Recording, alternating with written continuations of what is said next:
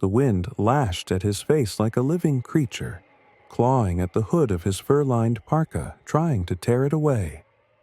Inuit hunter Nanook squinted into the white void. The storm was closer than he had expected. Behind him stood a small group, 8 people in total.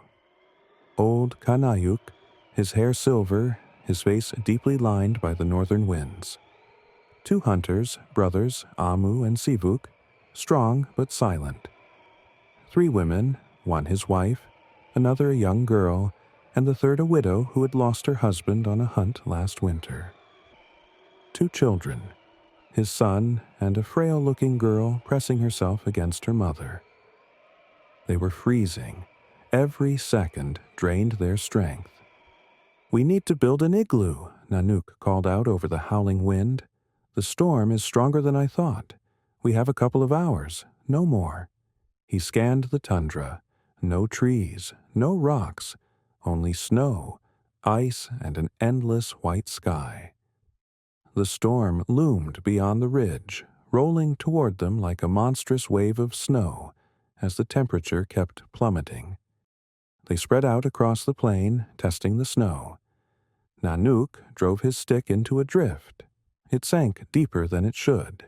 He tried again. Same result. Bad. This snow was too loose. It wouldn't hold the weight of even the first row of blocks. "Not here," he said. "Farther." The group trudged on, stumbling through the drifts, sinking knee-deep in snow. Kanayak, the old man, knelt and drove his stick into the ground. This time it stopped with a crunch. He rapped his knuckles against the surface, a dull, solid sound. "Here." Nanook stepped over and tested it himself. The snow was firm, packed tight like ice. "Let's work," he shouted. "Cut the blocks." Amu, one of the hunters, patted his belt and froze. "The pana is gone." The pana, the knife Inuit used to cut snow blocks. Without it, they wouldn't be able to work fast enough. "Where did you lose it?" Nanook asked sharply. "I don't know. It was just—" Amu frantically searched his clothing, his hands trembling. The storm was already upon them. The wind smoothed out the snow, erasing their tracks, turning the tundra into a blank white sheet. If the pana had fallen into the snow, they would never find it. There was no time to waste. Nanook pulled his own pana from his belt and handed it to Amu. "Work fast, but be careful." The hunter gripped the pana, pulled off his mitten, and ran his fingers along the blade. It was as cold as winter itself, but just as reliable as his people. The work began. They carved blocks straight from the packed snow, taking turns. The pana sliced through it cleanly, like a blade through walrus flesh, leaving sharp, precise edges. Nanook inspected each block, 60 centimeters long, 40 high, 20 thick. If a block was too small, the wall wouldn't hold. If too large, it would crack under its own weight. He measured by elbow, just as the elders had taught him, from elbow to wrist. Exact. "Good," he said. "Lay the first row." The first row of blocks lay on the snow, forming the foundation of their future home. Nanook circled around, inspecting each one. They were perfectly cut, solid, cold, as firm as the earth beneath them. But then, as Sivuk, one of the hunters, placed the next block, something felt wrong. Nanook sensed it before he saw it. The block wasn't set properly. It was too upright. A sharp unease flared in his chest. He stepped forward, eyes tracing the line of the wall. If it isn't tilted inward, if it doesn't support the weight of the next block. The wind struck hard. A sharp crack split the air. The block wobbled, then began to fall. "Sivuk, stop!" Nanook shouted. But it was too late. A white mass of snow collapsed inward, like a chunk of ice breaking off a frozen cliff. The women gasped. A child flinched backward. Sivuk stood frozen, staring at the collapse. "You're setting them straight, like stone," Nanook said, his voice calm but firm. "But snow isn't stone. It only holds if the blocks lean inward." He took the pana, crouched, and shaved the sharp edge of the snow at an angle. Then, placing a new block, he set it properly. It fit perfectly. Sivuk nodded, picked up the next block, and said nothing. He wouldn't make the same mistake again. The work moved faster now. They laid the blocks in a spiral, layer by layer. With each row, the walls curved inward, shaping into a sturdy dome. Nanook could feel it. The igloo is breathing now. It's growing. It's becoming a home. Each block locked into the next, strengthening the structure with every piece. They packed the gaps with loose snow, sealing them tight. "Is it holding?" old Kanayuk asked. "It's holding," Nanook replied. Now it was time for the entrance. The two hunters dug a tunnel leading inside, lower than the floor level. "Warm air rises," the old man reminded him. "Don't let it escape." Nanook nodded. The entrance yawned open, a black void in the snow like the gaping maw of some great beast. They could go inside now, but above them, in the dome, a hole remained. One last step. The dome was nearly closed. Inside the igloo, darkness settled in, broken only by the faint glow reflecting off the walls, creating the illusion of a sealed, frozen world. But above them, the hole remained, the king block, the final piece. If it didn't fit, everything would collapse. "Faster!"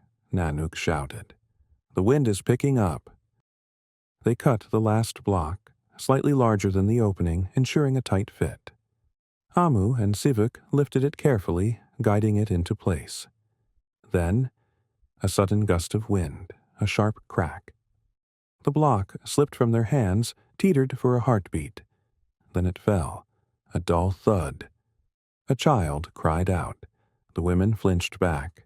Nanook's chest tightened. No. We were so close. Wind howled through the opening, swirling inside. The other blocks groaned under the force of the storm. If they didn't seal the dome now, snow would pour in and bury the igloo from within. It would collapse. There was no time to hesitate. Nanook grabbed the pana and dropped to his knees beside the fallen block. He carved the edges, adjusting the angle. The base had to be slightly wider, so it would wedge in place like a keystone. "Lift it," he commanded. Amu and Sivuk hoisted the block once more. Nanook braced it from below. Slowly, the keystone slid into the opening. Tension. A heartbeat of silence. "Turn it," old Kanayuk said. Nanook rotated the block along its axis, locking it into the pressure of the surrounding walls. The gap tightened. A sharp crack, not from collapse, from the block settling perfectly into place. The igloo was complete. Inside, silence. Outside, the wind still howled, but it was locked out now. No more snow seeped in. They had done it. No one moved.